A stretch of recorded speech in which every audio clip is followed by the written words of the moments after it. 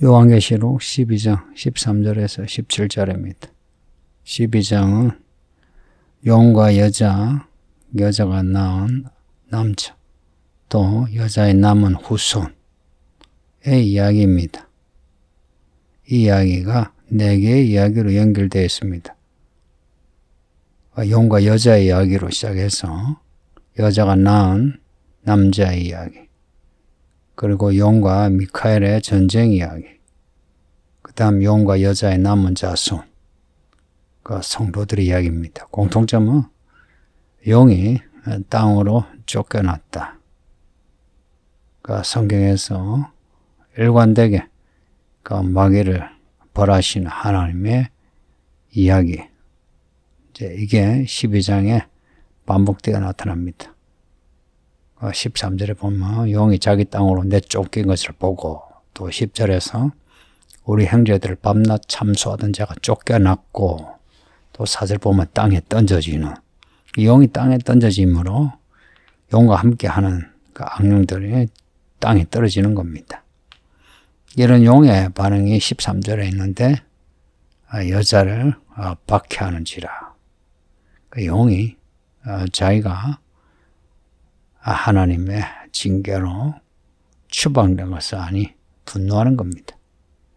그 여자를 박해한다 할 때 이 박해라는 단어는 말 그대로 박해하다는 뜻도 있지만 죽여가는 겁니다. 그러니까 박해하기 위해서 죽여가는, 그 여자는 이제 피하는 거죠.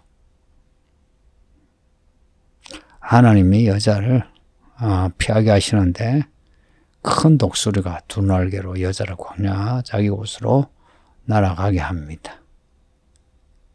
앞에 6절의 광야, 그 광야와 같은 광야입니다. 그 앞에 6절 보면 여자가 광야로 도망하며 거기서 1260일 동안에 그를 양육하기 위해서 하나님께 예배하신 곳, 하나님이 여자를 위하여 예배하신 곳입니다. 1260일 동안에. 1260일 동안에 양육을 받습니다. 먹이고 입히고 보호하고. 그동안에 여자가 안전합니다. 두 정일 하나님이 안전하게 보호하시는 것처럼. 이 큰 독수리는 하나님이 보내신 천사들이라 보시면 돼요. 혹은 성령의 역사라 봐도 되고요. 에스겔서 17장에 보면 독수리가 나오거든요. 바벨론 왕의 남유다 왕들을 좌지우지하는 그런 상징으로 독수리가 나오는데, 이렇게 독수리는 큰 힘을 가지고 피하게 하는, 혹은 그 형세를 좌지우지하는 그런 힘센 존재로 가끔 나옵니다. 그리고 1260일, 6절에서 1260일이 14절에서는 한때와 두때 반때 나옵니다. 한때, 두때, 반때는 1 더하기 2 더하기 2분의 1 하면 3과 2분의 1이 되죠. 3년 반입니다. 1260일, 3년 반, 42달, 다 같은 기간입니다. 이런 그 같은 기간이 반복되어 나타나는 거 보면 이걸 굳이 상징으로 보기보다는 실제 이 기간 동안에 특별한 일들이 일어날 것 같지 않습니까? 15절에 여자의 뒤에서 뱀이 그 입으로 물을 토하여 여자를 물에 떠내려가게 한다. 그러니까 여자를 어찌하든지 해치려는 겁니다. 그러니까 여자가 구약에서는 이스라엘, 신약에는 교회라고 본다 했어요. 어쩌든지 이 교회를 박해하려고 하는 겁니다. 근데 15절에서 이 뱀이 물을 토하여 나오고 16절에서는 용이 물을 토하여 나옵니다. 그래서 뱀과 용이 호환되어서 나옵니다. 왜냐? 9절에 보면 뱀이 용이고 마귀고 사탄입니다. 다 같은 존재입니다. 이 땅을 꾀하는 자입니다. 교회를 꾀하기 위해서 앞에 2장 3장에 7교회 주신 말씀을 보면 이세벨, 발람, 니골라야, 유대인들 해서 교회를 박해하려고 하는 겁니다. 그 마귀가 보낸 사람들이에요. 물을 토하여 여자를 떠내려가게 하려 한다. 교회를 박해하려고 하는데 땅이 입을 벌려 용의 입에서 나온 강물을 삼켜 여자를 구해줍니다. 특별한 일이에요.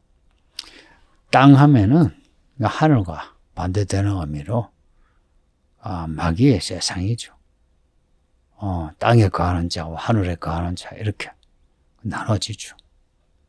근데 땅이 여자를 구해주는 생각지 않은 내용입니다.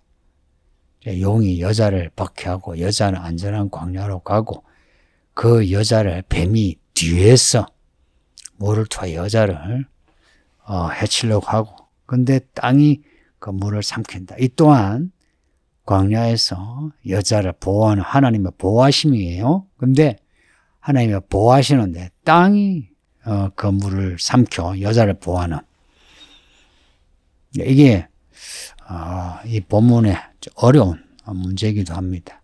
광야가 무엇이고 뱀이 토하는 물이 무엇이고 땅이 물을 삼킨다는 게 이게 무엇인지 이걸 정확하게 시원하게 설명할 수가 없습니다. 뒤에 17장 3절 보면 성령으로 요한을 광야로 데려가거든요. 거기서 보니까 여자가 붉은빛 짐승을 타고 있고 그 짐승이 하나님을 모독하는 이름들로 가득합니다. 17장에도 광야 나오고 여자가 나와요. 17장의 광야와 이 12장의 광야 같은 그 헬라어 단어이지만 근데 다른 광야예요. 앞에 12장의 이 본문의 광야는 하나님이 여자를 위하여 예비하신 광야. 17장에 여자 그 음녀죠. 짐승을 탄 음녀가 있는 곳은 세상을 의미하는 광야입니다. 이렇게 같은 단어이지만 대비되는 의미들이 있습니다. 여자도 그래요. 12장의 여자와 17장의 여자는 다릅니다. 또 우리가 보험서를 보면 누룩이 있죠. 누룩. 누룩이 안 좋은 의미잖아요. 그런데 천국을 비유하는 말씀에서는 그 천국이 누룩처럼 퍼지는 확장되는 좋은 의미로 나와 있습니다. 그래서 성도님들 성경 읽을 때에 그 단어의 의미를 그 문맥에서 그 의미를 찾는 게 좋습니다. 그 단어가 같다 해서 여기저기 똑같은 의미로 새겨서 해석하면 그렇게 하면 사이비 이단이 돼요. 주로 사이비 이단들이 그렇게 해석합니다. 그만큼 그들은 성경을 읽어내는 눈이 되게 얕고 해석하는 게 가지합니다. 12장의 여자와 광야 그리고 17장의 여자와 광야 이렇게 대비된다는 거예요. 단어는 같지만 같은 내용이 아니다는 겁니다. 요한계시록은 이런 유사성이 대비되는 내용이 많다는 거. 그 하나님의 인침, 짐승의 인침이 짐승의 표 대비되죠. 그래도 확실하게 이제 구분되는 게 짐승의 표, 그리고 7장에 나오는 하나님의 종의 인침 이런 건 이제 확실한데 12장 여자와 광야, 17장 여자와 광야 하면 자꾸 헷갈리죠. 땅이 뱀이 토한 물을 삼킨다 하는 것은 땅이 교회를 돕는 겁니다. 그러니까 이거는 특이한 현상인데 하나님이 이렇게 하나님의 직접 터치하심으로 땅으로 하여금 교회를 보호하게 합니다. 뒤에 17장, 17장 여기에서니까 계속 하겠는데 17장 16절에 보면 열불과 짐승이 음녀를 미워하여 망하게 하고 벌거벗게 하고 그의 살을 먹고 불로 아주 사르리라. 열불과 짐승, 음녀가 짐승을 탔잖아요. 그러면 하나예요. 그럼에도 때가 되니까 짐승과 음녀가 서로가 상극이 되어서 서로 미워하고 망하게 하고 벌거벗게 하고 죽이는 겁니다. 똑같이 이 세상 나라들이 땅이라 하면 나라들이 짐승의 세상임에도 나라들이 짐승에 대해서 반감을 가지고 교회를 돕기 시작한다. 이게 한시적입니다. 그러나 결국은 세상이 다 짐승의 체제 속에 들어가게 되죠. 그러나 하나님의 특별하신 간섭으로 교회를 보호하게 하신다는 겁니다. 이제 이에 용이 화가 나죠. 자기가 세상을 다 장악한 줄 알고 여자를 죽일 수 있다 생각하지만 이게 다 무산되죠. 그래서 화가 나서 여자의 남은 후손에게 돌아간다. 남은 후손. 여자가 낳은 남자. 그는 예수님이라는 게 확실하죠. 그러면 여자가 낳은 후손은 뭐겠어요? 성도들입니다. 여자가 낳은 남자. 그 예수님을 믿는 사람들이 여자의 남은 후손이 됩니다. 그것들이 누구냐? 17절에 보면 하나님의 계명을 지키며 예수의 증거를 가진 사람들입니다. 근데 용이 이제는 성도들과 전쟁을 하려고 준비하는 겁니다. 이걸 보면 보세요. 박해하는 거하고 이제 전쟁을 위해서 준비하는 거하고 다르죠. 박해는 자기가 더 큰 권력을 힘을 가지고 누르는 겁니다. 그런데 전쟁은 맞서 싸우는 겁니다. 그래서 용이 여자를 박해하는 그 내용과 용이 여자의 남은 후손과 싸우는 이 내용은 그 분위기가 사뭇 달라요.